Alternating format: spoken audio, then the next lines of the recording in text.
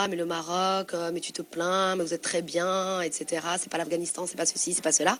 Peut-être, mais ce n'est pas la Suède non plus, j'ai envie de dire, ni le Danemark, ni que sais-je. Oui, au Maroc, on est musulman de la naissance jusqu'à la mort.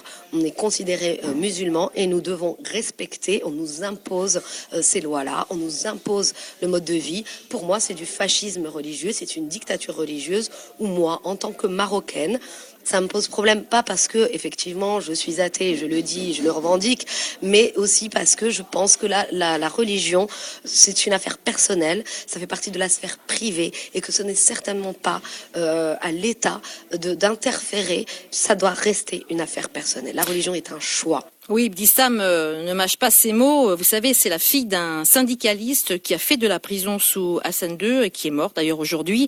Son mouvement, le Mali, se démarque vraiment des autres organisations de défense des droits humains car elle s'attaque à tous les sujets tabous, l'athéisme, la laïcité, le droit à l'avortement, la liberté sexuelle, la liberté d'expression.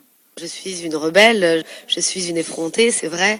Je suis une désobéissante parce que je suis indignée, parce que je suis indignée de ce qui se passe, de ce que je vois.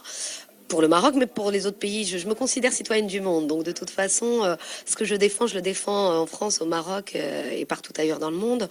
Mais effectivement, le fait d'être marocaine, voilà, les détracteurs disent que de toute façon, je veux faire du mal au Maroc, je veux donner une mauvaise image, sous influence bien sûr de l'Occident, etc., etc. Mais je pense que si je n'aimais pas du tout le Maroc ou si je n'en avais rien à faire, je pense que je passerais mon chemin, que je ne perdrai pas autant d'énergie et que je ne prendrai pas autant de risques pour pouvoir espérer un jour un réel changement. Et nous sommes avec mes camarades un mouvement d'avant-garde. Je pense que c'est comme cela qu'on peut faire bouger les choses.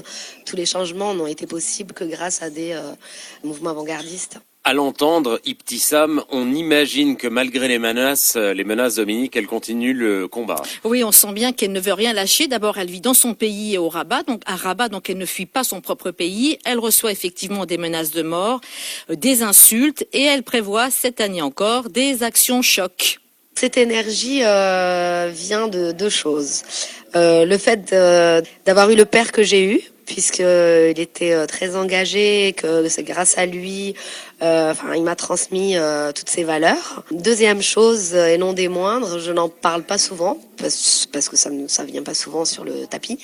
Donc, j'ai eu un cancer quand j'avais 20 ans, et à ce moment-là, je me suis métamorphosée, et je ne suis plus complètement celle que j'étais avant mes 20 ans. Et j'ai eu la rage, la vie est courte, j'ai commencé à être encore plus outrée et indignée par les injustices. Et j'ai dit, là, il faut y aller, il faut aider les gens et faire en sorte de militer pour le respect des droits et de la dignité de toute personne. Voilà, le Mali, mouvement de désobéissance civile au Maroc, qui n'a aucun cadre légal. Ils manifestent au Maroc, mais aussi à l'étranger. On les a vus il y a quelques jours à Paris, dans une manifestation pour célébrer les 40 ans de la loi Veil.